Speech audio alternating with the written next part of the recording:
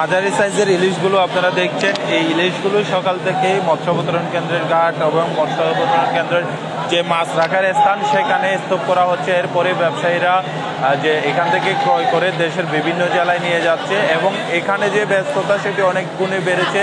সামুদ্রিক অন্যান্য যে মাছগুলো সেগুলো এসেছে। আমরা একটু দেখাতে চাই ইলিশের স্তূপগুলো আপনারা দেখছেন, ইলিশ প্যাকেটিংয়ের কাজ চলছে, পাশাপাশি ওজন সহ অন্যান্য যে তাদের গাড়িতে তোলা সহ সবগুলো চলছে। আমরা সে বিষয়টি লক্ষ্য করছি এবং বলা চলে যে ইলিশ ইতিমধ্যেই দেশের বিভিন্ন প্রান্তে যে নিয়ে যাওয়ার প্রক্রিয়া সেটি চলছে। আপনারা দেখছেন যে বড় সাইজের ইলিশ না আসলেও কিন্তু মাঝারি সাইজের ইলিশ আমরা দেখতে পাচ্ছি এবং এই ইলিশগুলো যে এখানে তারা যারা শ্রমিকরা আছেন তারা বিভিন্নভাবে স্তূপ এবং মাপঝোপের কাজ সহ অন্যান্য কাজগুলো সেরে নিচ্ছেন এবং আমরা দেখছি এখনো পর্যন্ত জেলেদের জাল থেকে ইলিশ ধরে এনে নামানো হচ্ছে যে মাঝারি সাইজ এবং যে জেলেদের জাল থেকে তারা এখান থেকে ক্রয় করছেন। অনেকে ক্রয় করে এখানে মৎস্য অবতরণ কেন্দ্রে যে মাছ রাখার স্থান সেখানে নিয়ে আসছে ব্যবসায়ীরা। এখান থেকেই প্যাকেটিংয়ের কাজ শেষ করে তারা দেশের বিভিন্ন প্রান্তে নিয়ে যাবে এবং বড় বড় সাইজের ইলিশগুলো দেখছেন, এই ইলিশগুলো কেজির উপরে সাইজ এবং এর দাম আমরা জানাবো এবং আমরা এর আগে ব্যবসায়ীর সঙ্গে কথা বলতে চাই। দাম কেমন এবারে? দাম বেশি, প্রচুর দাম। কেজি কত করে? এগুলা 16-17 টাকা বিক্রি করে। কেজির উপরে হলে 17 টাকা করে কেজি। হ্যাঁ।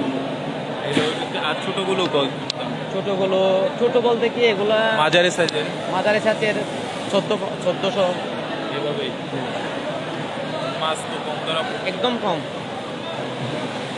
আমরা কথা বলছিলাম ব্যবসায়ীর সঙ্গে, তিনি বলছেন ইলিশ একটু কম ধরা পড়ছে, সেজন্য এখনো পর্যন্ত দাম কমছে না। আমরা এখানে আরো যে মাঝারি সাইজের ইলিশগুলো আছে সেগুলো দেখাতে চাই এবং এখানে প্যাকেটিংয়ের কাজ চলছে সেগুলো দেখাতে চাই এবং এখানে দেখছেন এইগুলো মাঝারি সাইজের এই মাছগুলো 1400 থেকে 1500 টাকা মৎস্য অবতরণ কেন্দ্র থেকে ব্যবসায়ীরা বেচা বিক্রি করছেন এবং আপনারা দেখছেন প্যাকেটিংয়ের কাজ করছে। এই যে মাছগুলো এগুলো কিন্তু 1400 থেকে 1500 টাকা বলছেন ব্যবসায়ীরা এবং এই যে দেখছেন আপনারা এখানে বিক্রি হয়েছে এমন ইলিশও কিন্তু দেখছেন পলিথিনে মোড়ানো রয়েছে। এই মাছগুলো কিন্তু একটু পর প্যাকেটিংয়ের কাজ চলবে এবং দেশের বিভিন্ন প্রান্তে নিয়ে যাওয়া হবে। এই যে বেচা বিক্রি এবং সামুদ্রিক যে ইলিশ সহ অন্যান্য মাছ সেগুলো আমরা দেখছি একদম সরগরম মৎস্য অবতরণ কেন্দ্র। যে মৎস্য অবতরণ কেন্দ্রের যে অনেকটা যে নীরবতা, সেটি যখন মাছ ধরা পড়ে না আমরা সেই দৃশ্যটি দেখি, কিন্তু মাছ আসছে সকাল থেকে সে বিষয়টি লক্ষ্য করছে এবং সামুদ্রিক যে মাছ সেগুলো বেশি আসছে, ইলিশ একটু কম সে বিষয়টি আমরা লক্ষ্য করছি এবং এই মাছগুলো দেশের বিভিন্ন জেলায় নিয়ে যাওয়া হবে। এখানকার স্থানীয় বাজারগুলোতেও কিন্তু সরবরাহ করা হবে বলে আমরা জানতে পেরেছি এবং দেখছেন রূপচাঁদা মাছ এবং ইলিশ সহ অন্যান্য যে সামুদ্রিক মাছ সেগুলোর যে এখানে ওজন সহ অন্যান্য বেচা বিক্রি সেগুলো কার্যক্রম চলছে, আমরা সে বিষয়টি লক্ষ্য করছি এবং এই মাছগুলো সকাল থেকেই নিয়ে আসা হয় জেলেদের জাল থেকে, তারা ক্রয় করে এখানে নিয়ে আসেন, এরপরেই কিন্তু এখানে বেচা বিক্রি হয়। আমরা সেই বিষয়টি লক্ষ্য করছি এবং সেটি জানতে পেরেছি এবং দেখছেন এখানে বিভিন্ন ধরনের মাছ, বিভিন্ন প্রজাতির বলা চলে। এই যে রূপচাঁদা দেখছেন সামুদ্রিক এবং অন্যান্য যে মাছগুলো দেখছেন সেগুলো বেচা বিক্রি হয়েছে বলে আমরা ইতিমধ্যে জানতে পেরেছি। এগুলো অন্য বাজারে অর্থাৎ এখান থেকে নিয়ে যাওয়া হবে একটু পরে, আমরা সেটি জেনেছি এবং সব মিলিয়ে বলা চলছে মৎস্য অবতরণ কেন্দ্রে জুড়ে এখন সরগরম যে ইলিশ সহ অন্যান্য যে সামুদ্রিক মাছ তাতেই সরগরম হয়ে উঠছে মৎস্য অবতরণ কেন্দ্র।